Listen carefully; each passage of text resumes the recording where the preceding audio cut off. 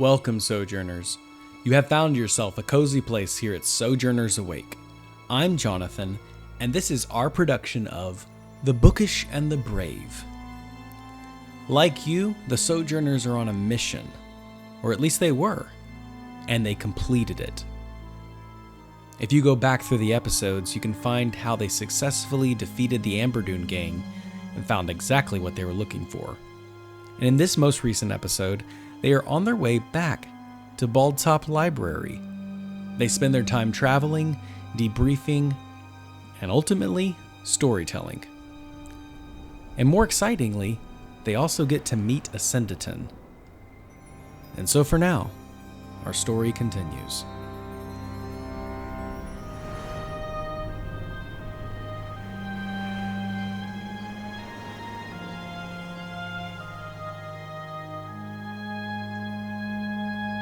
The River Sharon spilled into the Mavi Ocean.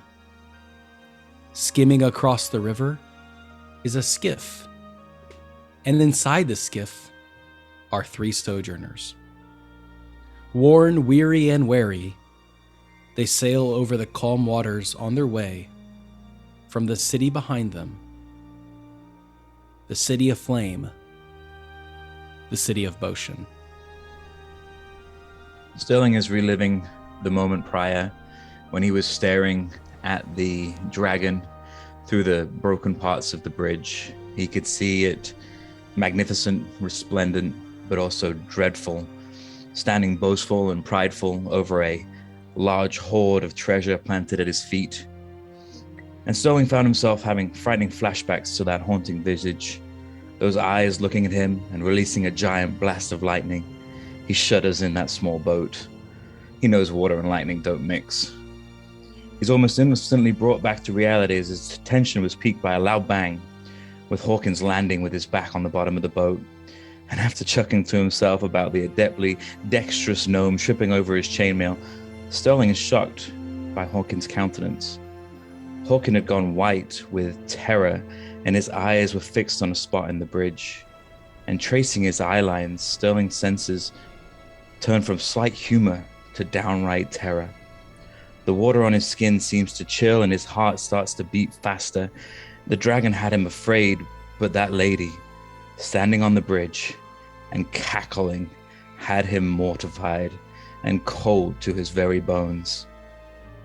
Instantly, he felt trapped inside a dark room. He could see himself lying on a cold slab of frigid rock and his body doing a perfect imitation of that floor. Cold eyes looking at him from the corner as that witch was speaking in a language, and he recognized some of it now. And with that cackle of starblood still ringing in his ears, Sterling slowly comes awake, and his first thoughts are, where am I? Suddenly, as his senses flare, audio clues come as Von's steady strokes of the oars glide through the water. And his vision clears, and there's Hawkins looking concerned at him. Sterling is comforted by the gentle rocking and leaning of the boat, and his mind clears and quickly races as he realizes he's on the water. Suddenly, without warning and with stunning alacrity, Sterling rolls backwards off the boat. He hears a big splash and a muffled cry as Hawkins must have said something, but he doesn't care. He is home. He's in the water. All of his cares are washed away, and he is no longer sure of the passage of time until he remembers that his friends are now with him. He's not like last time. They're in a boat, and that boat hasn't moved for a while. He seems to swim to the surface as quickly as possible, and his head crests the water, and he grins and shouts, "All right, Vaughn, take a break. I've got this," as he starts propelling the boat through the water.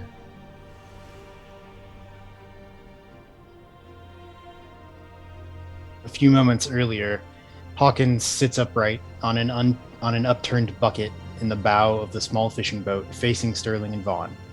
He's feeling exhilarated at what they had just accomplished, heart pounding and senses sharp.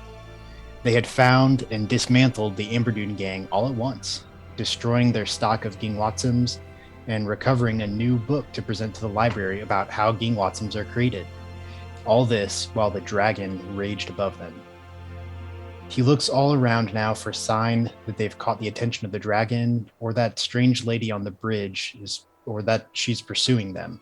but at the moment, he can't see much behind him. He looks back at his friends, Vaughn laboring at the oars to get them away from the trouble quickly, and Sterling looking like he's seen another ghost, his eyes still locked on the bridge. Hawkins starts to turn again to see what could have frightened Sterling so much when the sudden movement of Sterling catches his eye. Hawkins is so surprised he lets out an "ah!" and then looks to Vaughn. "Any idea what that was all about?" he asks. Vaughn's not sure either. They spend an intense moment looking for danger. When it's clear that Hawkins hasn't missed anything, the tension breaks and he starts to chuckle, and that chuckle grows into a laugh. Once the laughter dies down, the rhythmic waves and rowing help to settle Hawkins' mind. He's amazed by how quickly his thoughts turn to Fletcher. Through Alexandria's vision, it seemed like he was suffering from some of the same symptoms as mind control victims who are still in Bochen. He recalls when it all started on his final night in Bochen over a year ago when Lord Basile confronted them. His name seems to be coming up a lot, Hawkins realizes, forming and dismissing several theories in his mind until he settles on a few plausible ones that could explain the apparent connection between Lord Basile and the Bainite activities in Bochen. Suddenly, Sterling shouts from the water nearby, pulling Hawkins out of his intense thoughts. Then the bolt jolts forward, nearly sending Hawkins tumbling off the bow and onto Sterling, who began to push as he swam. Hawkins and Vaughn again show a moment of laughter. They make it to shore in no time, and the three start back toward Balltop on foot. Around the campfire that night, Hawkins asks Vaughn to see the Idlehands grappling hook longsword that they'd found in the Amber Dune hideout. He muses aloud, "It's a bit too heavy for me to use effectively now, but I bet I could reshape it into something a bit more suited to me once we get back to Balltop." Eager to reach Balltop Library as quickly as possible, Vaughn rose well before dawn and packed up camp. "Sterling, Hawkins, it is time to go." What? It is still dark," mumbled Sterling. "Okay, Vaughn," agreed the sleepy Hawkins. The pace was slow to start as the party shook off their sleepiness, but before too long, Hawkins and Sterling were talking about the books that Sterling had seen when he was with the demon, half-demon, and Vaughn was busy out in front, leading the way and reminding Sterling that we don't want everyone on the road to know about our business. "Keep it down," Vaughn suggested over his shoulder. After a midday snack on their meager rations, they hurried the remaining couple hours to reach Balltop by mid-afternoon. Although there were a scant few travelers on the road, everyone was cordial, and Vaughn's suspicions and alertness, although usually beneficial, seemed to be a little extra and unnecessary. There were no other travelers once the three reached the turnoff just past the Mushroom Grove, as Sterling likes to call it. It was at that moment Vaughn's stomach turned to knots as he remembered Aramonte. The bookends approached the gate and were quickly ushered in by the guards on duty. "Skoda Berkworm has had us looking for you and asked for us to send for him upon your arrival. Winston, go tell Master Skoda that the bookends have returned." As Winston turned and ran off, Vaughn turns to Sterling and Hawkins. "I need to go check on my plant," Vaughn said with a strange look in his face. "You bought a plant before we left, Vaughn? That doesn't seem like you," replied Sterling, and then received an elbow to the quad from Hawkins. "You remember his special plant, Sterling, don't you?" Hawkins nudged and then glanced at the guard standing close by. "You two wait for Skoda, and then send for me once plans for our debriefing have been made." Vaughn stated this, and then turned and began to walk away, not waiting for a response.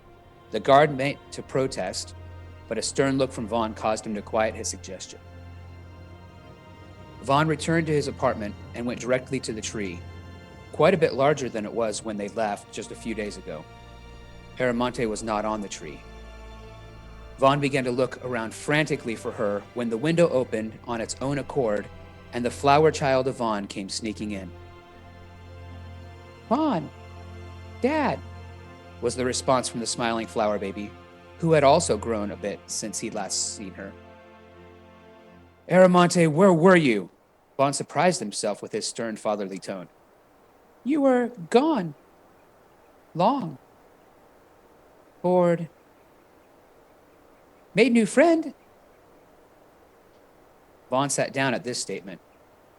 Head in his hands, he thinks to himself, new friend? Talking fairy baby? What am I going to do? But the words that came out of his mouth instead were, have you seen your mother? It's silent in your room. Aramonte shivers a little bit, and then shakes some dust and dirt off of her legs, for indeed her legs have now been formed to resemble more of your frame. She still retains a few roots that are stringing from her thighs, a couple grasping roots that are sticking out of her kneecap. Her hands and arms have not completely formed, so she still has a petal and leaves that drape over her like a coat. She has your nose. Or your mother's nose. My mother? No, I have not. She's not one of the friends I made. She walks over towards your mattress and she lifts it up and pulls out a can of peas and a wrapped protein bar. And then she looks at it and says, are you hungry? Would you like the protein bar or peas? She waits to see your response. Vaughn is looking at her amazed that she's grown this much in the little bit of time that they were gone, and is still completely shocked at how fatherly he's feeling. So he smiles at her and says, I'll take the protein bar. Thank you. Oh, okay. Yes, it's good. She reluctantly opens up the can of peas, and you see right before the mattress drops down that there is a book underneath the mattress, one that you do not recognize. The mattress flops down and she begins to munch on the peas with a sad expression on her face, looking ever so longingly at the protein bar. Vaughn, picking up on that message, would break the protein bar in half and hand her the other half. Oh, I made quite a few friends. There is a funny old man. I forgot his name, but he let me see secret doors inside the dungeon of the library, and we saw a terrible thing. I fell asleep through it. I think he told me a bedtime story or a nap, and the next thing I do, he couldn't speak. He was a strange man, but very nice, and one of my best friends. You would like him. Vaughn's a little shocked. So how did you meet him? Well, I was bored one day, and I waited until the maid came into the room to clean up, and I made a really big mess. I'm sorry about that, but I made a big mess so she would have a long time to clean up, and while she was doing that, I snuck around behind her, and I went to the library, and that's where I found the protein bars. Some of the witnesses eat them while they're studying. It's supposed to help you study all day and stay up all night, and they're really great. And there's this black drink that I really like to drink. I can't remember the name, but it makes you really talk really fast. And I met a couple ghosts, and let's see, I read a lot, and then I went to the dungeon and I saw a little light, and so I went to go see what the light was doing, and I found a wire and I began to play with it, and then it turned off. It shut down this humming sound. Stopped, and the humming sound was just bothering me, so I unplugged this wire, and that's when I met the old man, who cannot talk anymore. Well, that's quite an adventure, Aramonte. I'm Thank you. so impressed with all the things you did while I was gone. I wasn't gone that long, you know. Well, I grow up fast. I am You a big sure girl do. now. Yes. You sure do. She's eaten the protein bar already. Vaughn will reach over and pour a few of the peas into his hand and partake of those with her. So you're back. What do we do for now? Well, I need to meet up with my friend. Would you like to meet my friend? I know where he lives. I spied. I would like to meet your friend. Yes, very much I'm so. good. And then you can see how good of a spy I am. People think I'm a plant. Well, you do look a little bit like a plant, and I think you can use that to your advantage. She goes over into the, to demonstrate, she goes over into the corner and appears as like a potted plant.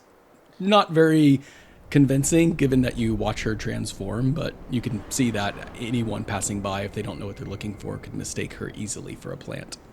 Vaughn just completely, he's completely lost in his brains now, and he looks over there and he says, Aramonte, where did you go? Aramonte. I'm right here. He's She got a unfurls big smile herself. on his Yeah. face, yeah. It's really good to have you back. I don't like being alone. I don't like when you go away. I think I don't like that. Yes, I can say that now with 100 certainties. I don't like that. Well, I may have to go away again, but I think with you becoming such a big girl, it may be possible that you could come along. Well, by now she is elated to the point of speechlessness. Oh no, did you forget how to speak like your friend? Yeah, I have to go show you him. Please, let's go meet him now. Sure, let's go. She rushes, grabs your hand, and even as she puts the flower stem in your hand, she begins to sprout a finger and a thumb. Gently wraps around, and you can feel a grip even forming, unknowingly to this transformation that she is experiencing even now as she takes on more of your dexterous attributes, having spent time with you. She is making like a beeline towards Asyndeton's hut outside in the Court of Air. How do you proceed, Vaughn? Vaughn, I'm assuming, is still a little quicker than she is, so he's going to pretend like she's dragging him along, and he's just going to keep up.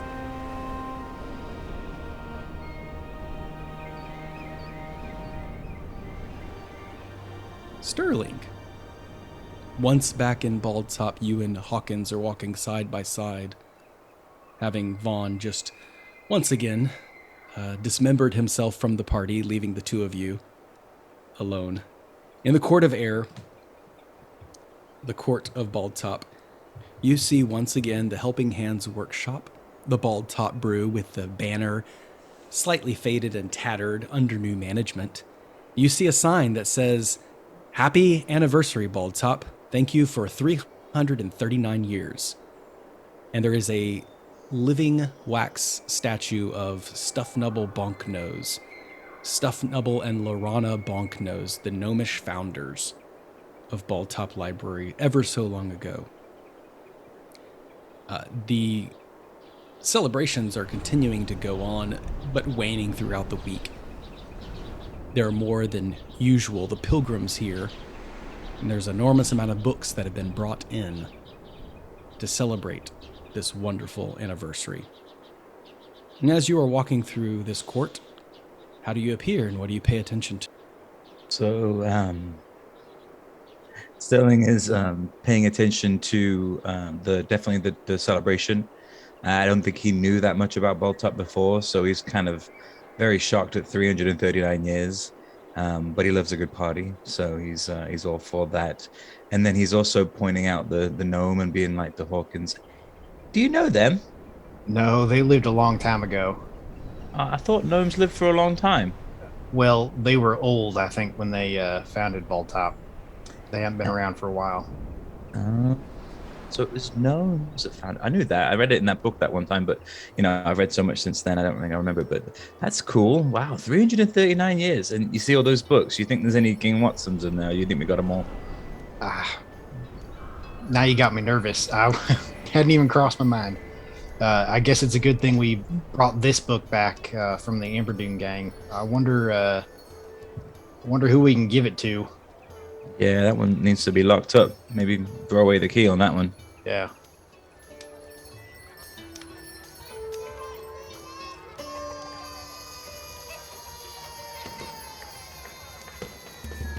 Naturally, since Skoda gave you the mission, Skoda would expect a report sometime from the three of you in the main library. Meanwhile, Hawkins and Sterling, you see that Vaughn is keeping up a brisk pace, running through the court. There's Vaughn over there. Looks like his daughter's got him wrapped around her finger. Daughter, that's what you're talking about, special plan. Sorry, a little slow on the uptake there. Yeah. Oh, yeah, that was a crazy night. Oh, we better follow him. I mean, I don't know why she's dragging him in plain view. And she leads you to the house of Lazarus, where Philo, the perpetrator of the Ging Watson, is being kept. There is a proud, very oversized man who is standing with a ceremonial spear. And Aramonte points and says, "He is not very nice. He never would let you inside. You have to be very special to work here. Like Skoda, or Kalan, or Sylvia." Are we going to wait for your friend to come out then? Oh, no, he can't come out. He's How do we get quarantined. Well, I can get in pretty easily by waiting. I go behind him and pretend to be a plant for a couple days, maybe, or hours, a long time, and I wait for them to deliver the food. He's got a nice dog. Well, that sounds yeah. great. What is your friend's name?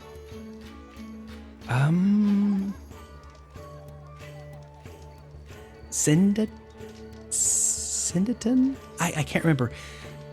But he calls me Petal, even though that's not my real name. But he can call me that, because he was very nice to me when I was in the dungeon, and I disconnected his globe. But I never told him that.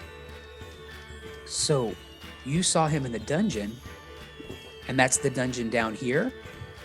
Yes, where all the books are kept and where Miriam lives. Okay. Well, I don't know that it's going to work for me to stand behind him like a plant for a few hours. And you said this man's not very nice, so I don't know that it's going to be beneficial for me to try to ask him to see your friend, even though we don't know his name. That makes it even harder. Maybe I could go ask him. Wait here. She creeps over to the corner, leaving you by yourself, Hawkins and Sterling ever approaching. She positions herself like a couple blades of grass and plants, and you can see she's doing a pretty good job, and eventually behind this guard. Vaughn, like maybe behind a building or somewhere that this guy's not noticing him? Yeah, he does not look like he's on guard. Okay. So He Vaughn is- Vaughn is going to be watching very closely just to make sure that this guy doesn't recognize Aramonte and try to shoo her away, because that would be a problem for him. There's about 50 to 100 people just walking everywhere within 10 feet of him. It's a very busy intersection. The last thing he would expect would be a plant. So Vaughn's going to look around, and if he doesn't see anything that piques his interest, he's going to try to move to a position where he can see her very clearly, Aramonte, even with the people walking by. Easy enough. Sterling, Hawkins. Hawkins trots up behind Vaughn. What you looking at, bud? Oh, Hawkins. See that blade of grass over there? That's Aramonte. Yeah, we saw her leading you around by the nose. Isn't she amazing? Yeah, she is. I can't believe that she grew this much. And she's talking in full sentences? She made a friend down here, which I'm not so sure about. But she wants me to meet him, and, well, I couldn't say no. And did you see how cute she is? Just the cutest. So, again, what are you looking at? Well, she has this plan to go in and see her friend. She says that they won't let me inside. Maybe, I don't know. Did you forget what your indigo robes can do? Oh, Pretty sure we can just go wherever we want to. I guess I did. Well, Aramonte told me... What am I saying? What am I saying, Hawkins? Hey guys, there's lots of food over here. And more books, but some food. Vaughn shakes his head, kind of like shake the cobwebs out of his head and he looks at Hawkins and Sterling and says, "Right, man, let's go." And he just starts walking over. As you approach, seeing your indigo robes, the guard quickly stands up and says, Bookins, Skoda said you'd be coming by. I assume you've heard the mission. He's right in there. His name is Asyndeton. Assuming you've been briefed, you may go in. Wait. Hold on, mate. We just got back from a mission. Wait, are you... I think we need to talk to Skoda there. He looks really confused now. So do you want to go in, or you want to wait for Skoda? Not sure entirely how to follow the protocol. The door cracks. He cracked the door open halfway, and Aramonte zips in really quick. What did you guys learn about our meeting with Skoda? Well, we have to report to him and let him know how this went, finish up. Did you set a time and a place? They said something about him being in a great hall and just waiting for us, but I mean, nothing. There was a celebration going on, mate. I have no idea. He looks really confused right now at seeing the three of you talk. Weren't the two of you going to figure that out while I ran off to take care of something else? Well, sure, but like Sterling said, there's a lot going on. I'm sorry, can I see some identification or... sorry, it's just, it's been really busy, a lot of visitors around here.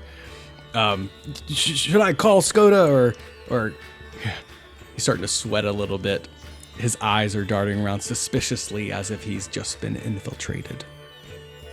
We'll go talk to Skoda. You can relax, my friend. You see our robes. You know who we are. Yeah, of course, because, you're the Bookins. Yeah, that's why you're wearing those indigo robes, and so you're not coming in. Not until we want to, and it looks like we don't want to right now, so we'll be back. All right. He shuts the door. Okay, let's find Skoda. Aramonte just went in without us.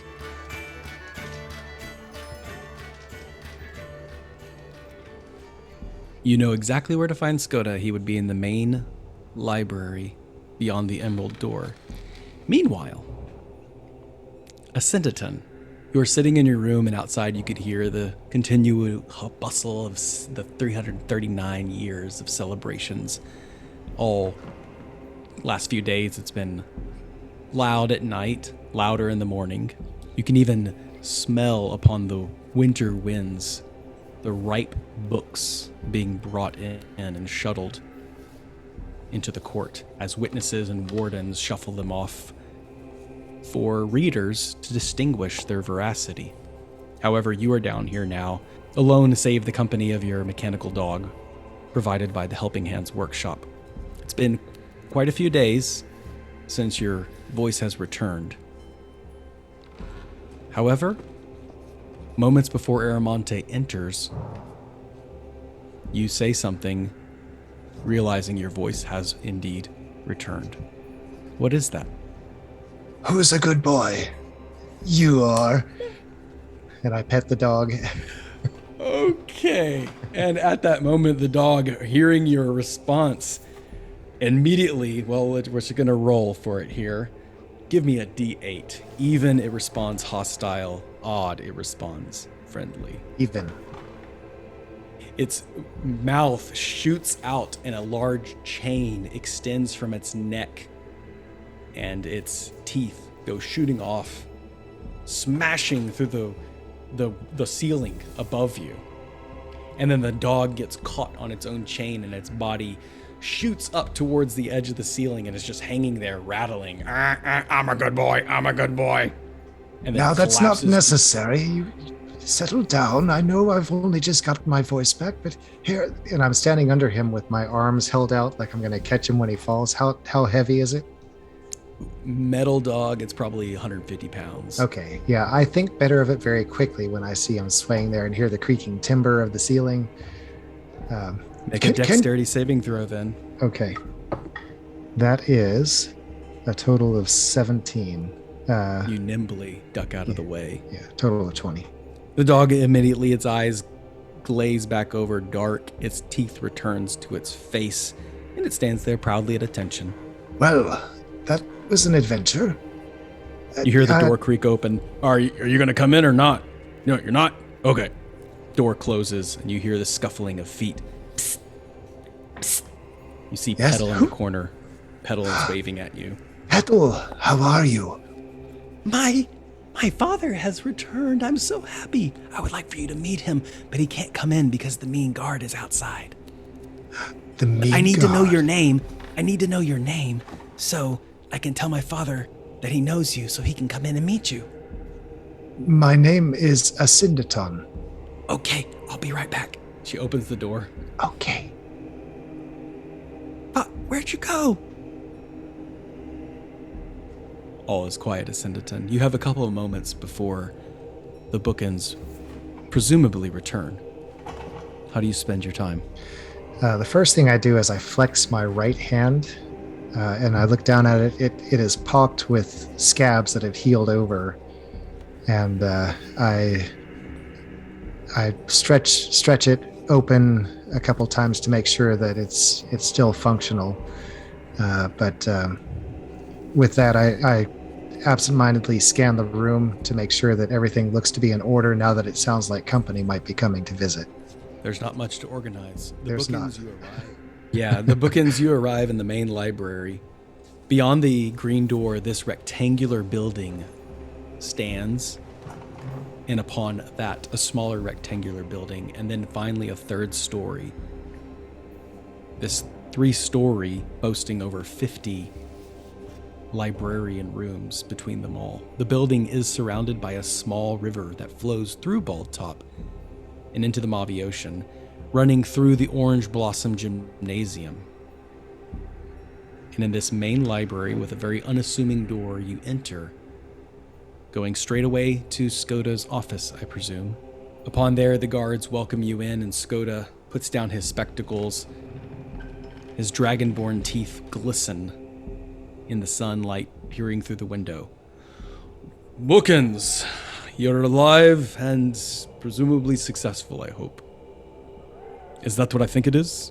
Yeah, this is the instruction manual for that the Amber Dune gang was using to make the Ging Watsums. He looks through it a little bit. This is fascinating. This is a one-of-a-kind find, and indeed. How certain are you that there is no reproduction of this? Well, you see, there was this brain in a jar, and it didn't seem like he was interested in reproducing it. It just looked like he was interested in taking over or something. And we destroyed all the other books there was, so I'm pretty sure that this is it. Brain in a jar. Hawkins, can you elaborate? It had some sort of psychic ability to speak, latched on to Vaughn, so Vaughn's really the only one that heard him. Illuviano, is that what you said he called himself? He rushes over to a bookshelf and he pulls a book out and begins opening it up and mutters some words, and upon a seemingly blank page, images of scripts appear, and you see there is a brain in a jar, very similar to the one you saw. Yes. Stasis. Yeah, is this it? Yes. This yes. is a soul stasis designed to preserve the consciousness of powerful creatures in hopes that one day they may be resurrected. What is the outcome of this creature? Well, he was speaking to me in my mind, told me that he asked me if I was the new leader of the gang that was going to help him come back to life and take over again. I don't know anything about him except for what he told me his name was, and I was talking to him. We were trying to figure it out, and Sterling very adeptly knocked it over. And and then he was he talking died. about being leader. He was talking about being the leader. I just had to go check on it, and these robes, I tripped a little bit, and it fell. I don't think you need to blame your robes. So you're saying he's dismantled, extinguished? Yes, he was asking to be put back into a jar of liquid, and I misunderstood his request and put my sword through his brain. Well, that's one way to do it. Is there any possibility that he mentioned to you the manner of his resurrection? Only that they were creating the Ging Watsums to sell the books and generate income so that he could pay for resurrection. He said it's very expensive. I don't know much about this kind of stuff, but that's what they were doing. And there were nine books that were sitting there that I believe were Gingwatsum's. And we destroyed those as well as the brain and brought this one back to you. Well, Illuviano, if he gave you his name, says everything we need to know. Unfortunately, the Amberdew gang most likely was under his psychic powers. Illuviano is a member of the Nankoi Monastery. At that name, Vaughn, memories of nightmares.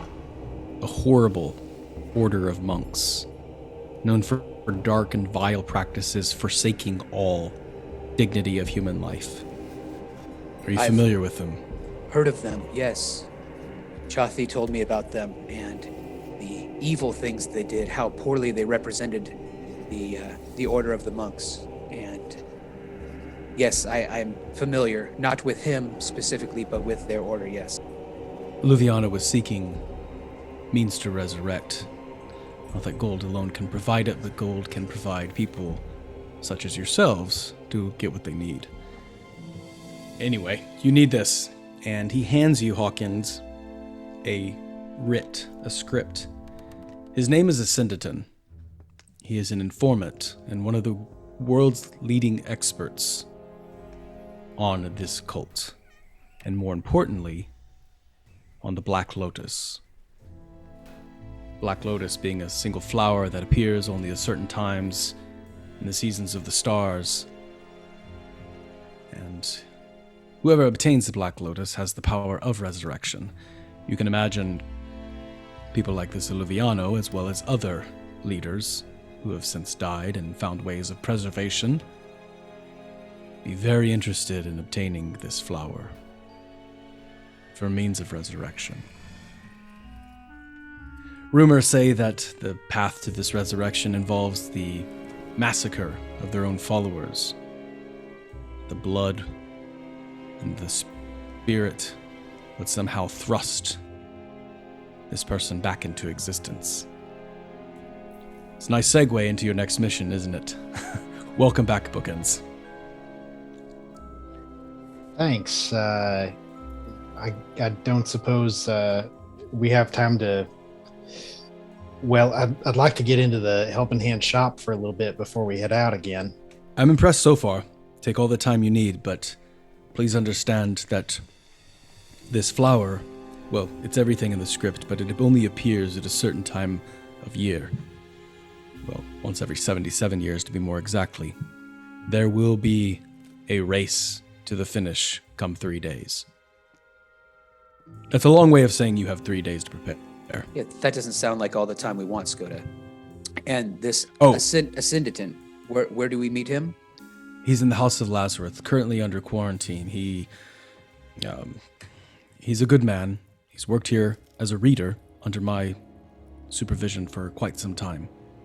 He unfortunately came into contact with a book, a spirit, something we quite didn't understand, and we've had him there just to make sure his mind hadn't been altered in any way. I believe he's safe, and to be honest, as safe as the time we have, as safe as time can allow. Since he is an expert on the Black Lotus, he will be attending your mission. This will also, if I can be so bold, give a little space between him and the library. For there are those here in the library who do not think he should be present at all, given his breach of conduct. Well, you said he was a good man, and now we're talking about his breach of conduct. I believe he is a good man, personally. But that doesn't count for every council. I guess we'll help you determine that. I would hope so. And so he's not a bookend, so technically, like, we're his bosses, right? Depends on what game you're playing. Inside of Balltop, absolutely. Outside of Balltop, it'd be a game of wits, Sterling. Oh. All right, 3 days. It's not a long time, but that sounds, yeah, that's good. It's good to be back. And we're here for a party too. Wow, what good timing. Hey, how dare you throw a party? I mean, I'm sorry. You threw a party and we weren't here. Hey, that's how the cookie crumbles, I guess. It happens every year. Sterling, you're more than invited. You're more than happy to come to the next one. Oh, good. Well, we almost died out there a couple times, so I hope we make it to the next one, but we kind of knew that too. He's looking through other books and he turns to see Sterling still talking and raises what eyebrows he would have. I'm sorry, did you need something else? Thank you, Skoda. We will be leaving now. And Vaughn pushes Sterling a little bit towards the door. Vaughn's going to make a beeline for Lazarus' house and where Aramonte is, and to meet this guy who is Aramonte's friend and maybe a good guy and maybe not a good guy. Sterling's following, but he's kind of chatting. And just so you know, guys, I've learned this new spell where you can breathe underwater like me. I can teach you how to swim. It'll be great. We'll have a good time. And, we've got 3 days. That's plenty of time to teach you. Don't worry, guys. But you like getting wet, right? Hawkins is half listening to Sterling. Yeah. And sort of side-eyeing the Helping Hands workshop as they're making their way across the Court of Air. And I think he's gonna split off from the group, unfortunately. And head over to the workshop, knowing that he has limited time to make his adjustments on the longsword grappling hook. Vaughn doesn't even notice who's following him or who's not following him. He's doing what he's doing. Vaughn and Sterling, you approach. This time the guard just assumes you've seen Skoda and opens the door willingly. You see that there are 3 doors within this underground chamber. There are 3 names on the doors. Asyndeton to the left, Philo to the center, and Irony to the right. How do you proceed? Vaughn's going to look at Sterling and give him a shrug like, you do what you want to do, and then he's going to knock on Asyndeton's door.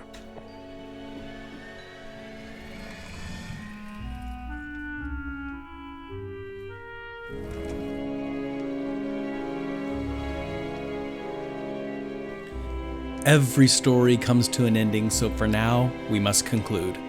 Thank you for listening, Sojourners. Your attention will not go unrewarded, and we look forward to continuing this adventure. If you enjoyed this background music and ambiance, you should visit Tabletop Audio. Find them at www.tabletopaudio.com. And take the time to help other Sojourners find their place. Go to your favorite podcasting platform and leave a rating and review. This helps others come alongside with us. And however you choose to sojourn with us, as always, may your story continue.